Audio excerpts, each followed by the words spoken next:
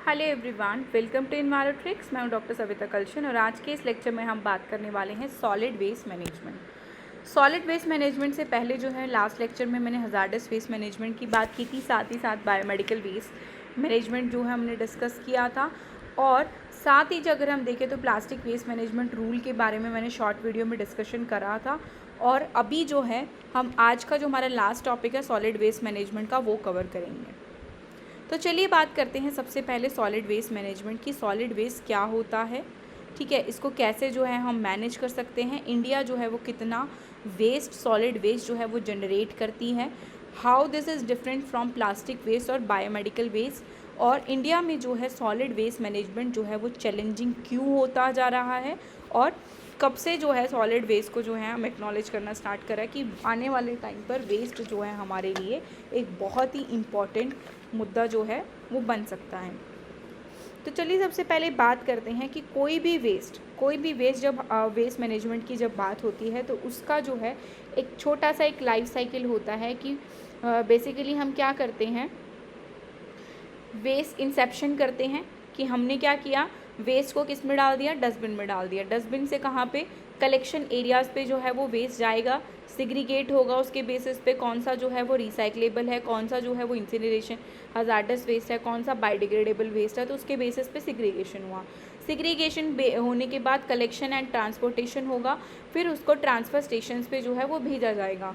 कुछ वेस्ट जो होगा वो वेस्ट लैंड में जाएगा, कुछ जो है वो कंपोजिटिंग में जाएगा जो बायोडिग्रेडेबल वेस्ट है, और कुछ वेस्ट जो है वो आपका रिसाइकलिंग फैसिलिटीज़ को दे दिया जाएगा टू रिसाइकिल एंड डिपोजिटरी, फिर से जो है वो आपका रिसाइकिल उसको कर देगा। तो ये क्या है, एक बेसिक सा वेस्ट मैनेजमेंट साइकिल जो है वो होता है। सॉलिड वेस्ट की अगर हम बात करें तो सॉलिड वेस्ट क्या होता है, एनी अनवांटेड और discarded material that is not in a liquid और गैसियस स्टेट। जो भी कोई वेस्ट अनवांटेड और डिस्कार्डेड मटेरियल लिक्विड और गैसियस स्टेट में नहीं होगा उसको हम क्या कहेंगे, सॉलिड वेस्ट कहेंगे। That is generated from as well as they are generated from household, industries, commercial establishment, construction site and institutions जो है वो आपका जनरेट होता है। टाइप की अगर हम बात करें तो उसमें आता है आपका म्यूनिसिपल सॉलिड वेस्ट जो आपका household commercial market waste जो है होता है। फिर आता है आपका biomedical waste that is generated from hospital and clinic, और देन आता है आपका electronic waste, E waste, then आएगा आपका कंस्ट्रक्शन एंड डिमोलिशन वेस्ट जो डेब्रिस, ब्रिक्स और टाइल्स वगैरह होती हैं। देन आता है आपका industries waste, these are the by product of factories and hazardous, और साथ ही साथ plastic waste, single use plastic और पैकेजिंग मटेरियल से जो है आपका रिलीज आउट होता है। ये क्या है, टाइप ऑफ वेस्ट। देन अगर हम बात करें generation of waste in India तो 62 मिलियन टन ऑफ वेस्ट जो है वो एनुअली जनरेट होता है, जिसमें से 42 मिलियन टन जो है सिर्फ और सिर्फ आपका जो है वो आपका कलेक्ट किया जाता है। उसमें से अगर हम बात करें 31 मिलियन टन जो है आपका डंप और लैंडफिल में भेज दिया जाता है, और सिर्फ 11 मिलियन टन जो है वो आपका ट्रीट किया जाता है एज़ पर टीरी रिपोर्ट।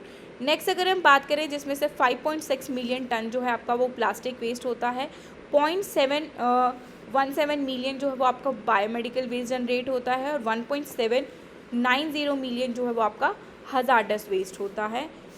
तो 62 मिलियन टन ऑफ वेस्ट जो है वो एनुअली जनरेट होता है, जिसमें से 42 मिलियन टन ऑफ वेस्ट जो है वो आपका सॉलिड वेस्ट है, और बाकी प्लास्टिक वेस्ट में आपका 5.6 मिलियन टन, और 0.16 मिलियन टन आपका biomedical waste, 7.90 million ton that is the hazardous waste, और 15 lakh that is the E waste. Challenges की अगर हम बात करें तो inadequate infrastructure, waste collection centres अच्छे से नहीं बने हैं, ट्रांसपोर्टेशन अच्छे से नहीं हो पाता, तो डिस्पोजल भी जो है वो अच्छे से नहीं हो पाता, फाइनेंशियल कंस्ट्रेंट्स की वजह से, बजट लिमिटेशंस होने की वजह से जो है ये प्रॉपरली जो है उसको मैनेज नहीं कर पा रहे हैं, इनसफिशिएंट वेस्ट जनरेशन जो है उसकी वजह से भी जो है हमारा ये एक बहुत बड़ा एक मेजर चैलेंज बनकर रह गया है solid waste. Limited recycling facilities होने की वजह से सॉलिड वेस्ट जो है हमारे आने वाले टाइम पे एक चैलेंज के रूप में देखा जाएगा।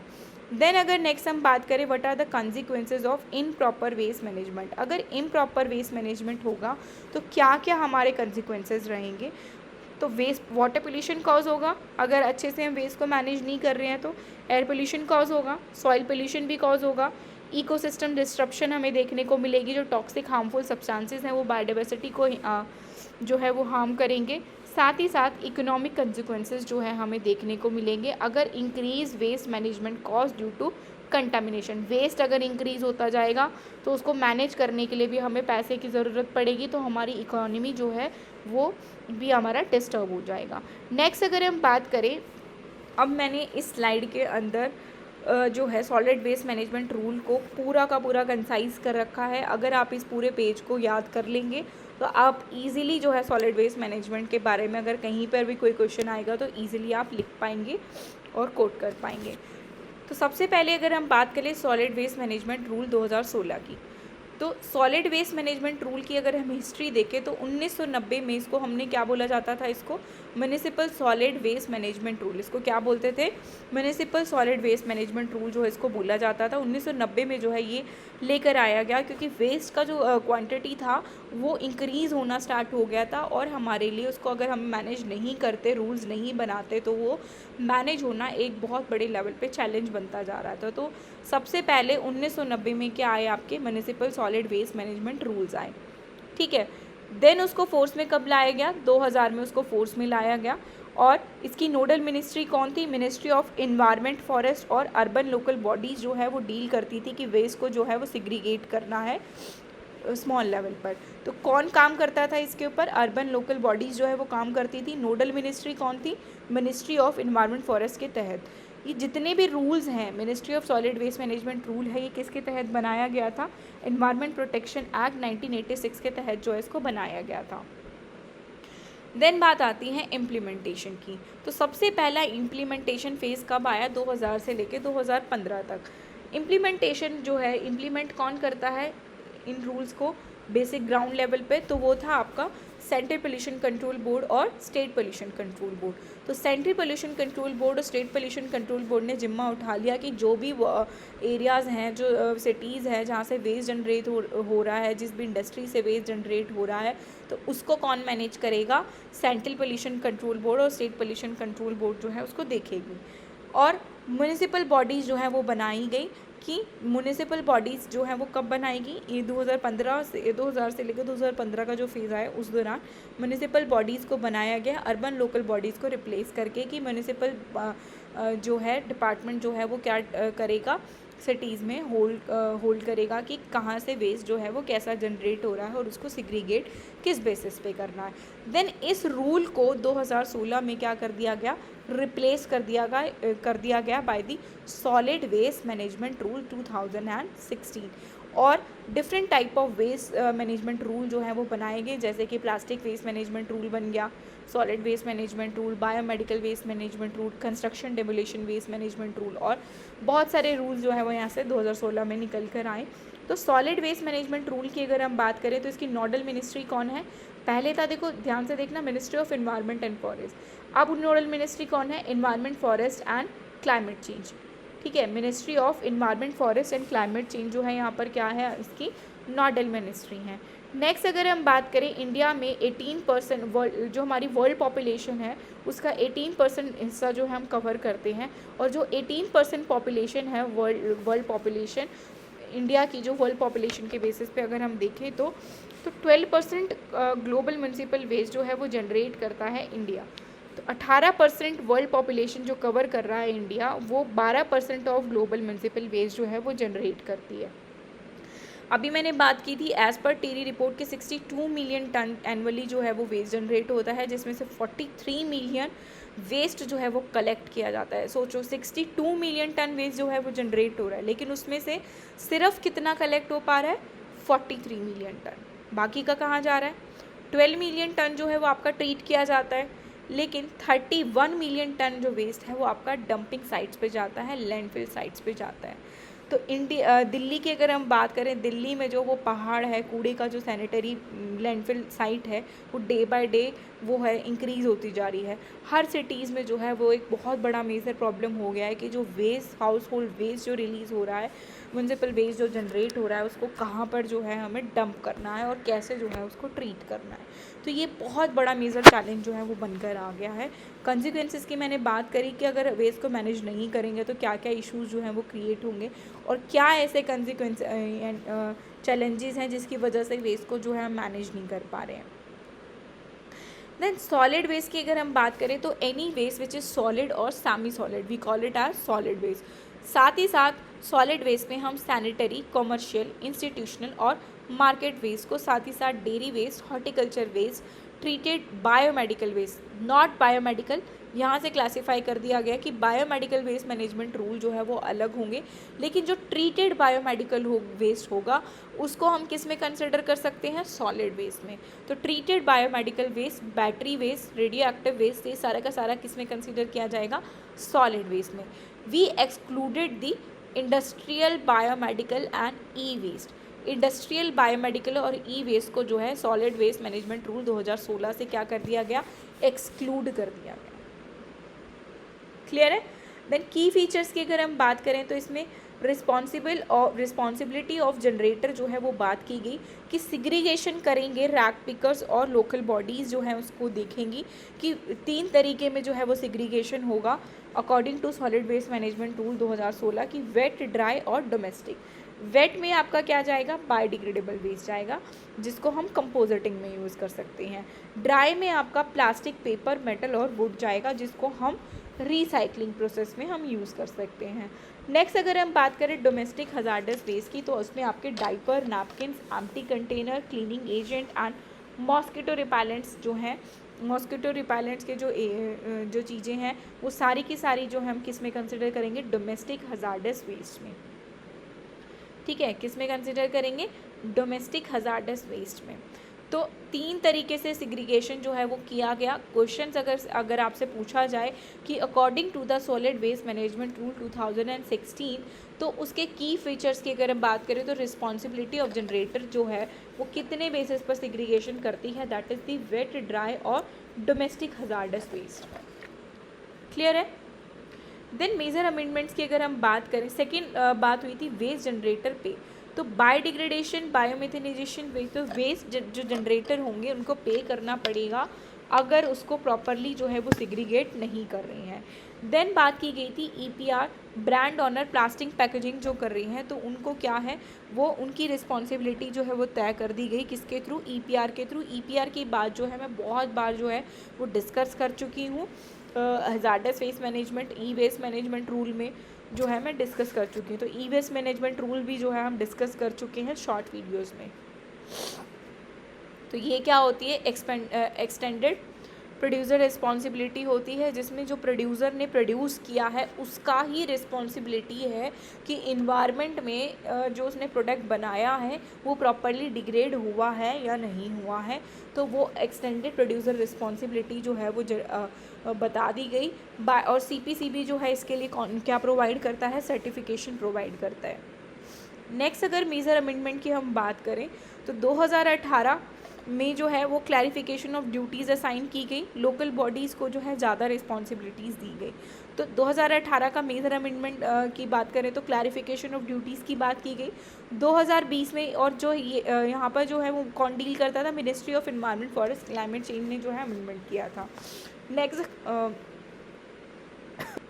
नेक्स्ट अगर हम बात करें 2020 ministry of environment, forest, climate change ने फिर से जो है अमेंडमेंट किया 2020 में कि वेस्ट प्रोसेसिंग प्लांट जो हैं वो किसके तहत लिंक किए जाएंगे, स्वच्छ भारत मिशन 2.0 के तहत जो है वो वेस्ट प्रोसेसिंग प्लांट्स के बारे में जो है वो डिस्कशन किया गया कि वेस्ट प्रोसेसिंग प्लांट्स के बारे में जो है उससे रिलेटेड अमेंडमेंट की गई।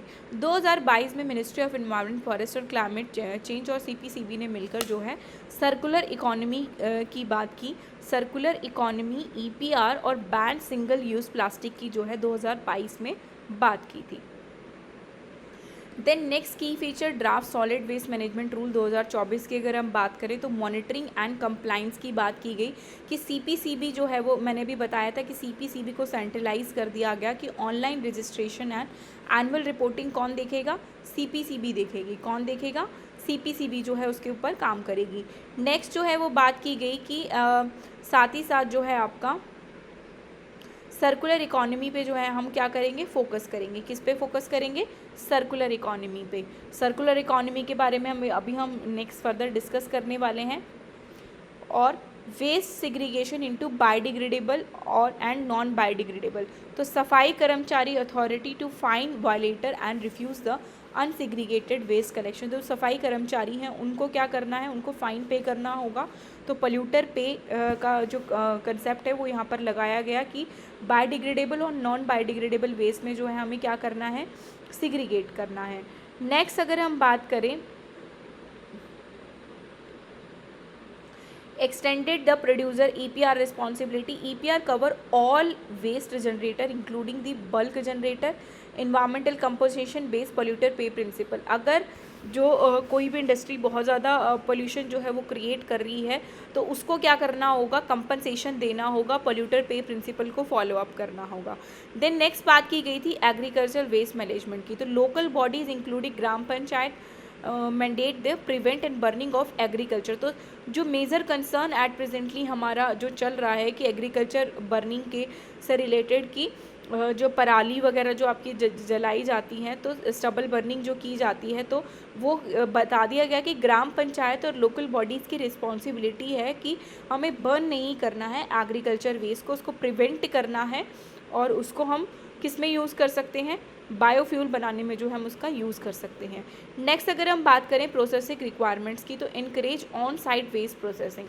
इनकरेज करने की बात की गई कि ऑन साइट वेस्ट को हम प्रोसेस करेंगे और strict the implementation timeline and responsibility for local bodies. ये सारे के सारे क्या हैं, की फीचर्स हैं draft solid waste management rule 2024 के। तो आपको हमेशा याद रखना है इसके तहत जो है वो सेंट्रलाइज किया गया था सीपीसीबी के रिस्पॉन्सिबिलिटीज़ को कि रजिस्ट्रेशन और एनुअल रिपोर्टिंग आपको देना पड़ेगा। और साथ ही साथ सर्कुलर इकॉनमी, ये किसके लिए बात हो रही है, जो भी इंडस्ट्रीज़ हैं या जो लोकल अथॉरिटीज़ हैं जो वेस्ट जनरेट कर रहे हैं, सिग्रीगेट कर रहे हैं, तो उनको क्या करना पड़ेगा, ऑनलाइन रजिस्ट्रेशन और रिपोर्टिंग करना पड़ेगा। सर्कुलर इकोनॉमी में फोकस करने की बात की, वेस्ट सिग्रीगेशन इनटू बायोडिग्रेडेबल और नॉन बायोडिग्रेडेबल की सफाई कर्मचारी जो हैं अगर रूल को वायलेट करते हैं तो उनको फ़ाइन देना पड़ेगा अगर सिग्रीगेशन प्रॉपरली नहीं करेंगे। एग्रीकल्चर वेस्ट मैनेजमेंट की बात की गई कि लोकल बॉडीज़ को जो है और ग्राम पंचायत को रिस्पॉन्सिबिलिटीज़ दे दी गई और साथ ही साथ EPR पोल्यूटर पे प्रिंसिपल कंपनसेशन की जो है इसमें बात की गई। क्लियर है। देन आता है कि ग्लोबल इनिशिएटिव्स क्या क्या लिए गए। बार बार सर्कुलर इकोनॉमी की बात हो रही है, तो European union circular economy action plan, European union ने क्या किया कि जो भी प्रोडक्ट बनते हैं, ठीक है, उनके यहाँ पे जो भी प्रोडक्ट बनते हैं और वो जो वेस्ट होता है उस वेस्ट को, कुछ वेस्ट जो है वो डिस्पोज के लिए चला जाता है, कुछ वेस्ट जो है वो रिसाइकिल के लिए चला जाता है। तो उस केस में क्या होता है आपका कि प्रोडक्ट बना, वेस्ट जनरेट हुआ, उस वेस्ट को उन्होंने क्या करा, ट्रीट किया और रिसाइकिल और रीयूज़ कर लिया रदर देन डिस्पोज करने के बजाय। अगर वो डायरेक्टली डिस्पोज करेंगे उस वेस्ट को तो उसका कॉस्ट क्या है, वो इंक्रीज़ हो जाएगा। तो हमें उस वेस्ट को ट्रीट करके रिसाइकिल करके दोबारा से हम उसको क्या बना सकते हैं, प्रोडक्ट बना सकते हैं। तो इससे क्या होगा, वेस्ट भी जो है वो कम जनरेट होगा, वेस्ट अच्छे से जो है वो मैनेज हो पाएगा। तो ये जो सर्कुलर इकोनॉमी का जो कंसेप्ट है वो किसने दिया था, यूरोपियन यूनियन ने जो है वो सर्कुलर इकोनॉमी का कंसेप्ट दिया और पोल्यूटर पे प्रिंसिपल की जो है वो बात की। साथ साथ ही प्रोड्यूसर की रिस्पॉन्सिबिलिटी बताई कि उसको क्या करना है, अकॉर्डिंग टू वेस्ट जो है वो सिग्रीगेट करना है एक पर्टिकुलर साइट पर, ठीक है।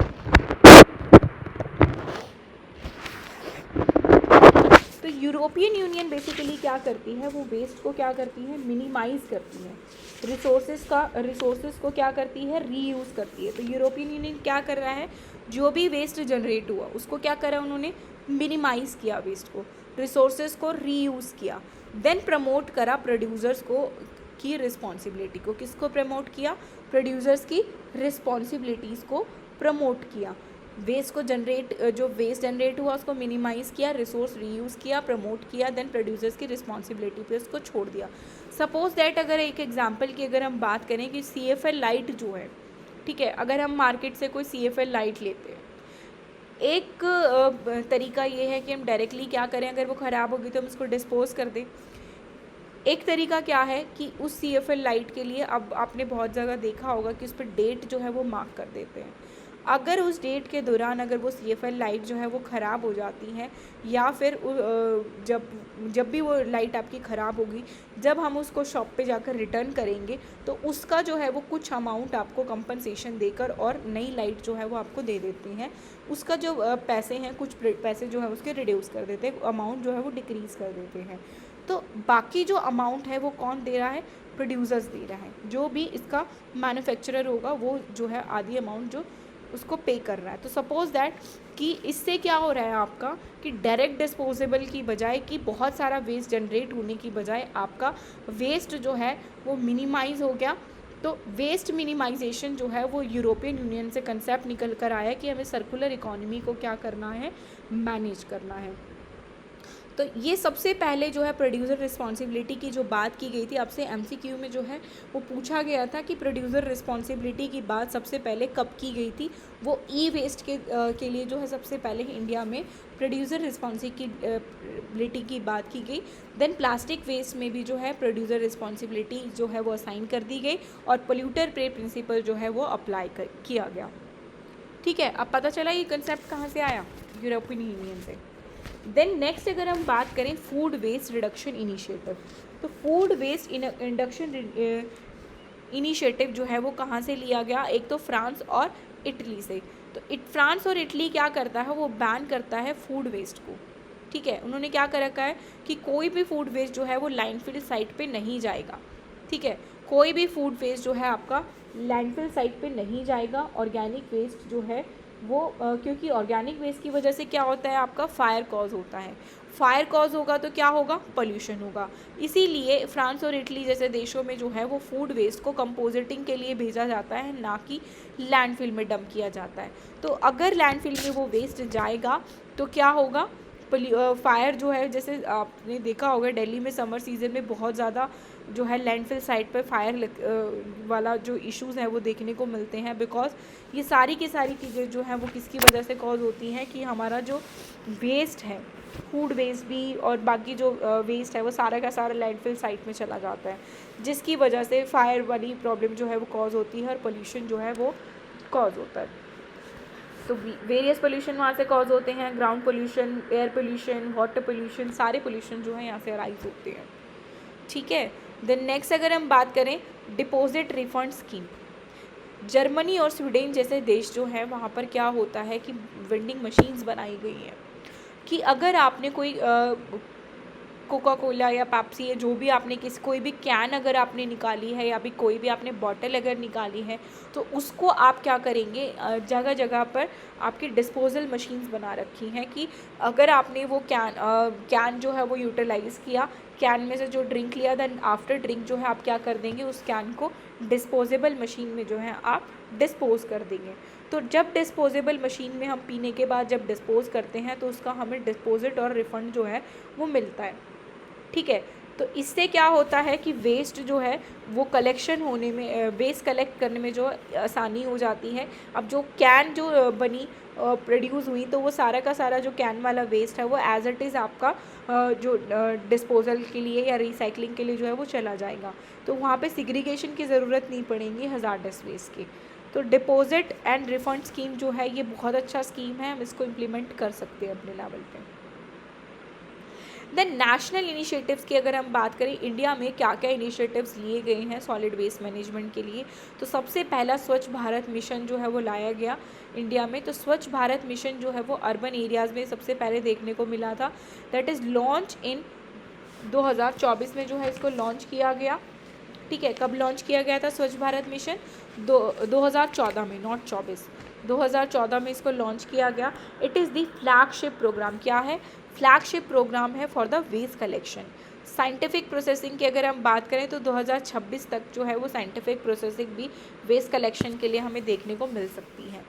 तो फ्लैगशिप प्रोग्राम है फॉर द वेस्ट कलेक्शन 2014 में लाया गया। देन नेक्स्ट अगर हम बात करें वेस्ट टू वेल्थ मिशन, कचरे से कंचन, ठीक है, कचरे से कंचन मिशन जो है वो स्टार्ट किया गया। वेस्ट टू वेल्थ लॉन्च कब किया गया? 2017 में इसे लॉन्च किया गया, जिसमें कंपोस्ट फ्यूल रिसाइकलिंग मटेरियल्स का जो है वो यूज़ किया गया। कंपोस्ट फ्यूल रिसाइकलिंग मटेरियल्स को डिफरेंट सेग्रीगेट करने की जो है वो बात की गई कि हम कंपोस्ट से हम क्या करेंगे, कंपोजिटिंग करेंगे, फ्यूल जनरेट कर सकते हैं हम अपने वेस्ट से, और रिसाइकलिंग मटेरियल से हम क्या कर सकते हैं, रिसाइकलिंग प्रोडक्ट्स से हम क्या कर सकते हैं, रिसाइकिल करके उस प्रोडक्ट को दोबारा से यूज़ कर सकते हैं। तो इससे क्या करा, वेस्ट टू एनर्जी प्रोडक्शन की जो है यहाँ पर बात की गई थी। तो वेस्ट टू वेल्थ मिशन जो वो लाया गया कि वेस्ट टू एनर्जी जो है हम क्या करेंगे, प्रोड्यूस करेंगे। नेक्स्ट आपका आया कंपोजिटिंग इनिशिएटिव्स की बात की गई। गोवर्धन की अगर हम बात करें तो उसमें आता है आपका galvanizing organic bio agro resources, galvanizing the organic bio agro resources. Organic waste को हम क्या करें, कंपोजिटिंग साइट्स पे डालें and manage the solid waste. Solid waste को क्या करें, मैनेज करें, कलेक्शन करें, ट्रीटमेंट करें और डिस्पोजल ऑफ सॉलिड वेस्ट। पहले हम उसको क्या करें, कलेक्ट करें, देन ट्रीट करें, देन डिस्पोज करें, ठीक है, रदर देन डायरेक्टली डिस्पोजल। तो आफ्टर ट्रीटमेंट जो है उसका टॉक्सिसिटी जो है वो कम हो जाता है, तो soil pollution, ground water pollution और एयर पोल्यूशन होने के चांसेस जो हैं वो कम हो जाते हैं। और जो आपका बायोडिग्रेडेबल वेस्ट है उसको हम क्या कर सकते हैं, कंपोजिटिंग में यूज़ कर सकते हैं। क्लियर है? Then next most important thing is that, यहाँ से क्वेश्चंस कुछ पूछे जाते हैं आपसे बेसिक एग्जाम्स में। तो सबसे पहले कि टाइप और प्रोसेस की बात करेंगे, सोर्स रिडक्शन की। तो वेस्ट मिनिमाइजेशन की बार बार मैं बात करी, तो वेस्ट मिनिमाइजेशन में क्या होता है, prevention and reduction of waste generation at the source की। जो सोर्स, जिस सोर्स से जनरेट हो रहा है आपका वेस्ट, वहीं पर हम क्या कर लें, उसको प्रिवेंट कर लें और रिड्यूस कर लें, ठीक है। एग्जाम्पल की अगर हम बात करें तो reusable bags, eco design reduce packaging, ठीक है। अगर कोई इको डिज़ाइन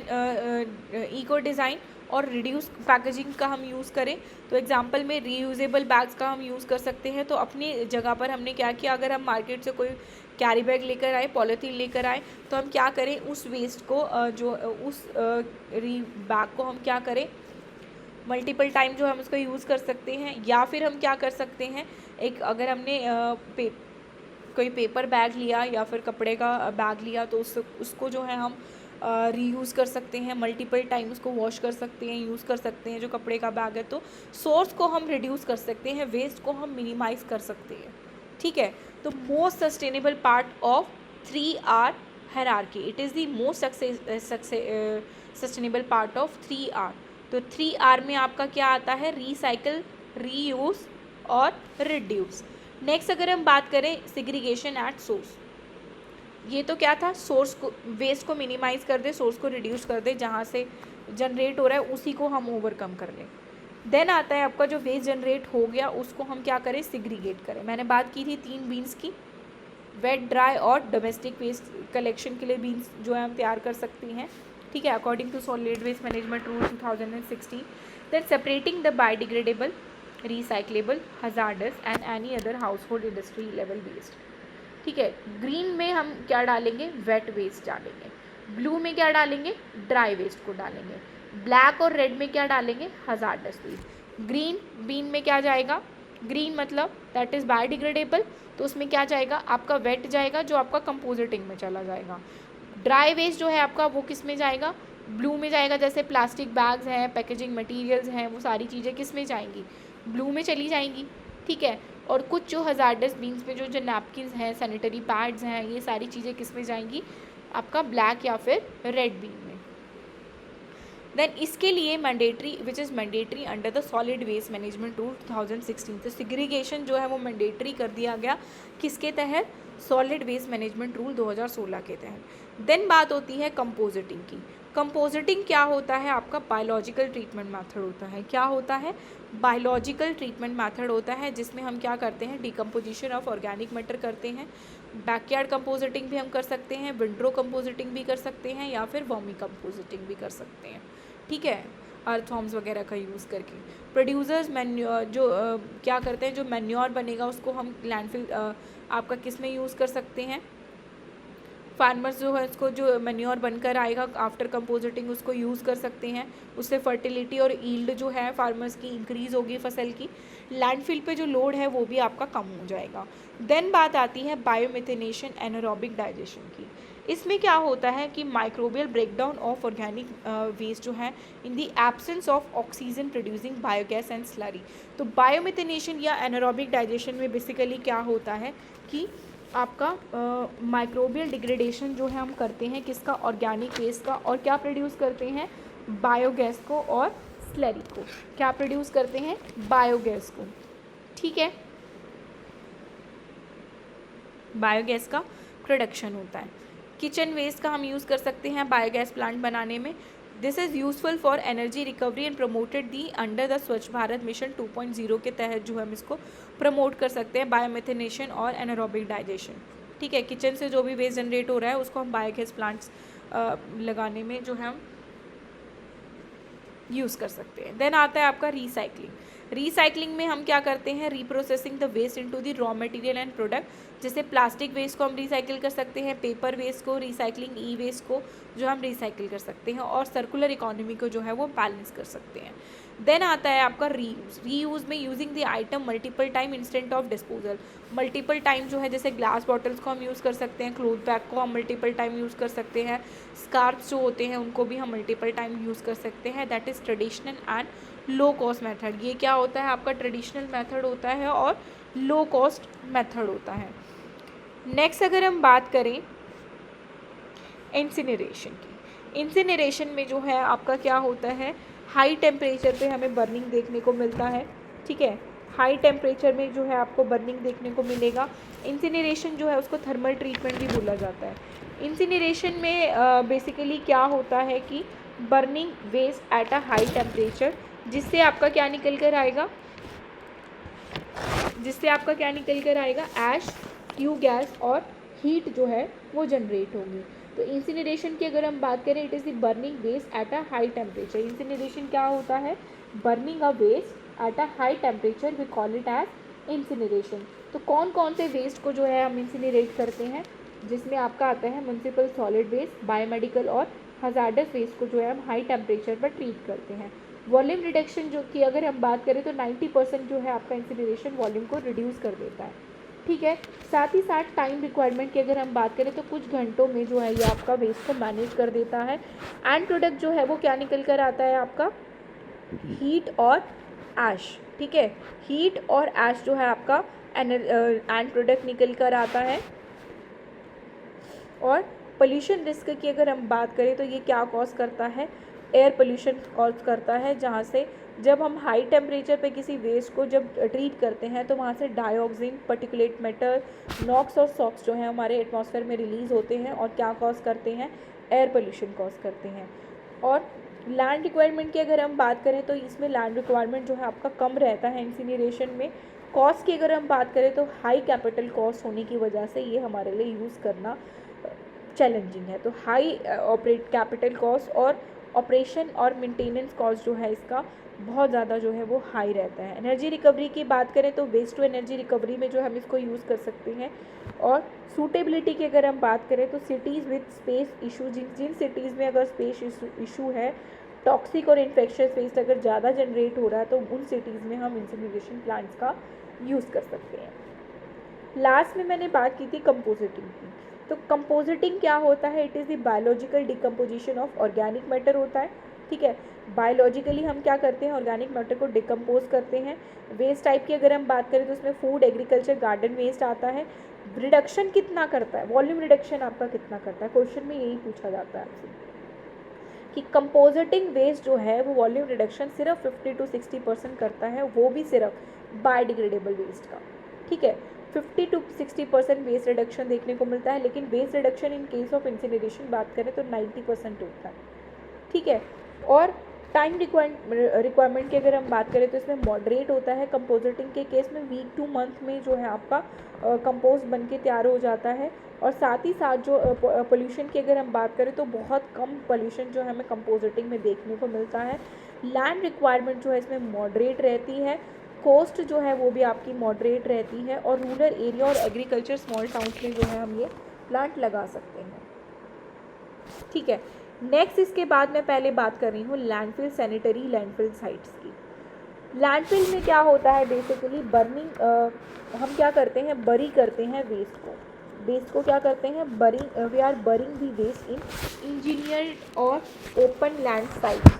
ठीक है, इंजीनियर्ड और ओपन लैंड साइट्स में जो हम क्या करते हैं, वेस्ट को जाकर डाल देते हैं, डंप कर देते हैं, और ऑल टाइप ऑफ वेस्ट जो है यहाँ पे पहले जाता है। उसके बाद क्या होता है, आपका सिग्रीगेशन देखने को मिलता है। और नेक्स्ट अगर हम बात करें यहाँ पर वॉल्यूम रिडक्शन की, तो बहुत कम वॉल्यूम रिडक्शन हमें देखने को मिलता है, बहुत कॉम्पैक्टेड होता है, सिग्रीगेशन प्रॉपरली नहीं होता, तो इसलिए यहाँ पे वॉल्यूम रिडक्शन की बात भी हम नहीं कर सकते।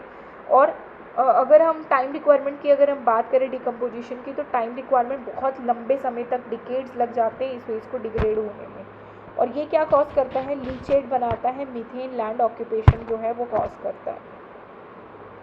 ठीक है, लीचेट जो ये फॉर्म करता है वो क्या कॉज करता है, ग्राउंड वाटर को पोल्यूट कर रहा है। ठीक है, जो सीपेज होके जो आपका वाटर नीचे चला गया उसकी वजह से क्या कॉज हो रहा है, ग्राउंड वाटर पोल्यूशन कॉज हो रहा है। ठीक है, लीचेट की वजह से ग्रीन हाउस गैस एमिशन भी हमें देखने को मिल रहा है, जैसे मीथेन जो है लैंडफिल साइट से बहुत ज़्यादा एमिट होती है, जहाँ पर भी एनारोबिक डिकम्पोजिशन होगा वेस्ट का, वहाँ पर क्या होगा, मीथेन जो है वो रिलीज आउट होगी, तो मीथेन ग्रीन हाउस गैस होती है, इसलिए ग्रीन हाउस गैस एमिशन भी जो है हमें सैनिटरी लैंडफिल साइट से देखने को मिलता है, और बहुत ज़्यादा ऑर्डर और बीमारियां जो है हमें देखने को मिलती हैं due to landfill site, improper management of sanitary landfill site. ठीक है, तो वेस्ट टू एनर्जी की अगर हम बात करें, तो वेस्ट टू एनर्जी में क्या होता है, आपका converting the non recyclable waste. इसमें क्या होता है, जो रिसाइकल नहीं हो सकता वेस्ट, उसको हम क्या करते हैं, कन्वर्ट करते हैं। We are converting the non recyclable waste into energy. उससे हम इलेक्ट्रिसिटी या हीट जनरेट जो है वो कर सकते हैं, इलेक्ट्रिसिटी जो है हम जनरेट कर सकते हैं नॉन रिसाइक्लेबल वेस्ट को डिकम्पोज करके एट अ हाई टेम्परेचर। इसमें क्या होता है, हम रिफ्यूज्ड डिराइव फ्यूल का यूज़ करते हैं, पैरालिसिस, गैसिफिकेशन, प्लाज्मा आर्क का जो हम यूज़ करते हैं, RDF, पैरालिसिस, गैसिफिकेशन और प्लाज्मा का जो हम इसमें यूज़ करते हैं। इंडिया के पास अब तक 15 waste to energy production plants हैं। कितने प्लांट्स हैं इंडिया में वेस्ट टू एनर्जी के, वो सिर्फ और सिर्फ 15 प्लांट्स हैं। इश्यूज विद सिग्रीगेशन क्वालिटी, अगर सिग्रीगेट प्रॉपरली हो रहा है तो तभी जो है इनको इशू किया जाता है। क्लियर है, तो waste to energy plant India में कितने हैं, 15 वेस्ट टू एनर्जी प्लांट हैं। और वेस्ट टू एनर्जी में अगर हम बात करें तो RDF, paralysis, gasification, plasma arc का जो हम यूज़ करते हैं। देन आता है आपका को प्रोसेसिंग में हम क्या करते हैं, using the waste as alternative fuel और raw material in industry, example cement, clay, using a waste as a alternative fuel. किसी वेस्ट को हम क्या अल्टरनेटिव फ्यूल की तरह यूज़ कर सकते हैं, और रॉ मटेरियल इन इंडस्ट्री जो है उसको अल्टरनेटिव वेस्ट मटेरियल की तरह यूज़ करके, और waste plastic in cement plant. तो हम प्लास्टिक वेस्ट को हम क्या कर सकते हैं, सीमेंट प्लांट में यूज़ कर सकते हैं, रोड बनाने में, और रोड बनाने में जो हम इनका यूज़ कर सकते हैं। तो को प्रोसेसिंग भी जो है एक अनदर फैक्टर है, promote for safe disposal of hazardous and plastic waste. Then आता है आपका पैरालिसिस एंड गैसिफिकेशन। पैरालिसिस में क्या होता है, पैरालिसिस में क्या होता है, थर्मल डिकम्पोजिशन होता है। ठीक है, इन दी एब्सेंस ऑफ एयर जो है ये हमें देखने को मिलता है, थर्मल डिकम्पोजिशन होगा, हाई टेम्परेचर पे जो हम वेस्ट को ट्रीट करेंगे, और एब्सेंस ऑफ ऑक्सीजन। यही सो आपको डिफरेंस जो है पता होना चाहिए कि पैरालिसिस में क्या होता है, एब्सेंस ऑफ ऑक्सीजन जो है हम वेस्ट को ट्रीट करते हैं। और साथ ही साथ अगर हम बात करें इंसिनरेशन की, इंसिनरेशन में भी हम क्या कर रहे हैं, हाई टेम्परेचर पे कर रहे हैं ना ट्रीट, लेकिन एक्सेस ऑफ ऑक्सीजन जो है वहाँ पर प्रेजेंट होती है। लेकिन in the case of paralysis anaerobic process होता है। ठीक है, एनारोबिक, एब्सेंस ऑफ ऑक्सीजन होता है। गैसिफिकेशन की अगर मैं बात करूं तो गैसिफिकेशन में आपका क्या होता है, लिमिटेड ऑक्सीजन जो है हमें देखने को मिलती है, लिमिटेड ऑक्सीजन की प्रेजेंस पे जो है आपका वेस्ट को ट्रीट किया जाता है। ठीक है, टेम्परेचर की अगर हम बात करें पैरालिसिस में 300 to 900 डिग्री सेल्सियस टेम्परेचर का यूज़ किया जाता है। इंसिनरेशन में 850 to 1100 डिग्री सेल्सियस टेम्परेचर का यूज़ किया जाता है। गैसिफिकेशन भी हाई टेम्परेचर पे किया जाता है, तो इसमें भी 800 से 1200 डिग्री सेल्सियस टेम्परेचर का यूज़ किया जाता है। मेन प्रोडक्ट जो है वो क्या निकल कर आते हैं, ये इंपॉर्टेंट है आपके लिए, ठीक है। ऑक्सीजन लेवल और मेन प्रोडक्ट दोनों आपके लिए बहुत इंपॉर्टेंट है। ऑक्सीजन लेवल की अगर हम बात करें तो मैंने बता दिया, पैरालिसिस में एनारोबिक कंडीशन रहेगा, इंसिनरेशन में एक्सेस ऑफ ऑक्सीजन का रिक्वायरमेंट रहता है और गैसिफिकेशन में लिमिटेड ऑक्सीजन रहता है। मेन प्रोडक्ट जो है वो आपका in the case of paralysis जो है वो सिंक गैस जो हमारा निकल कर आती है, या फिर चार या फिर ऑयल, ठीक है। तो सिंक गैस कहाँ से निकल कर आता है आफ्टर डिकम्पोजिशन, पैरालिसिस से। हीट और ऐश कहाँ से जनरेट होती है, इंसिनरेशन से। गैसिफिकेशन से भी आपका क्या निकल कर आता है, सिंक गैस निकल कर आता है। अब सिंक गैस क्या होता है भाई, syngas is the mixture of gases. Syngas क्या होता है, it is the mixture of gases, जिसमें हाइड्रोजन का क्वांटिटी कितना होगा, 20 to 40% रहेगा। कार्बन मोनोऑक्साइड 30 to 60% रहता है। कार्बन डाइऑक्साइड 5 to 15% रहता है। साथ ही साथ मीथेन जो है वो 0 to 10% रहेगा। N2 जो है नाइट्रोजन गैस जो है आपका 0 to 10% रहेगा। तो सिंक गैस जो है कहाँ यूज़ कर सकते हैं हम, इलेक्ट्रिसिटी जनरेशन में हम इसका यूज़ कर सकते हैं। सिंथेसिस ऑफ केमिकल मिंथॉल और अमोनिया बनाने में भी हम सिंक गैस का यूज़ कर सकते हैं। और साथ ही साथ जो अगर हम बात करें liquid to fuel, diesel petrol generate करने में भी हम क्या करते हैं, सिंक गैस का यूज़ करते हैं। तो पैरालिसिस और गैसिफिकेशन प्रोसेस से क्या प्रोड्यूस हो रहा है, सिंक गैस प्रोड्यूस हो रही है, फ्यूल ऑयल जो है वो प्रोड्यूस हो रहा है। मिक्सचर, सिंक गैस क्या होता है, मिक्सचर ऑफ गैसेज होता है। क्या होता है, मिक्सचर ऑफ गैसेज। अगर लिमिटेड ऑक्सीजन अवेलेबल है तो गैसिफिकेशन होगा, अगर एब्सेंस ऑफ ऑक्सीजन है तो पैरालिसिस प्रोसेस होगा। मिक्सचर ऑफ गैसेस कंपोजिशन में जो सिंक गैस में आपका hydrogen, carbon monoxide, carbon dioxide, methane और नाइट्रस ऑक्साइड होते हैं। देन आता है आपका moisture content in solid waste. तो ये क्वेश्चन जो है काफ़ी बार आपका पूछा गया है, इसीलिए मैंने इसके ऊपर एक अलग से स्लाइड बनाया कि गार्बेज का में मॉइस्चर कंटेंट कितना होता है, 65 to 67%। देन रबिश में आपका आएगा 20 to 40%। एनिमल वेस्ट में 15 to 30%। ट्रैश में 10 to 20%। सॉलिड रिफ्यूज़ में 5 to 15%। तो गार्बेज में सबसे ज़्यादा सॉलिड वेस्ट जो है आपका मॉइस्चर कंटेंट हमें देखने को मिलता है। Garbage, rubbish, animal waste, trash और सॉलिड रिफ्यूज़, ठीक है।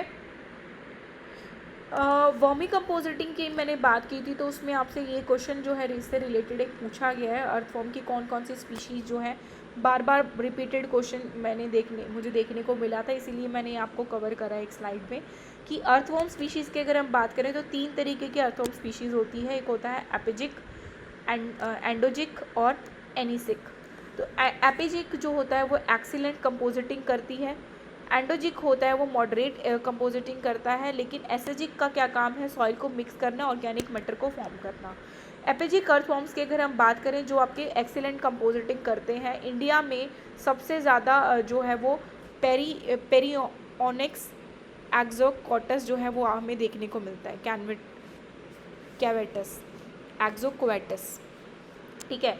इसीनिया फिटेडा जो है आपका रेड विगलर होता है, वाइडली यूज कंपोजिटिंग, ठीक है। एड्यूरस इग्विनिये जो है वो आपका अफ्रीकन नाइट क्रॉलर होता है, फास्ट कंपोजिटिंग करता है। तो कौन फास्ट कंपोजिटिंग करता है, याद रखना, एड्यूरेलस यूगेनिया, ठीक है।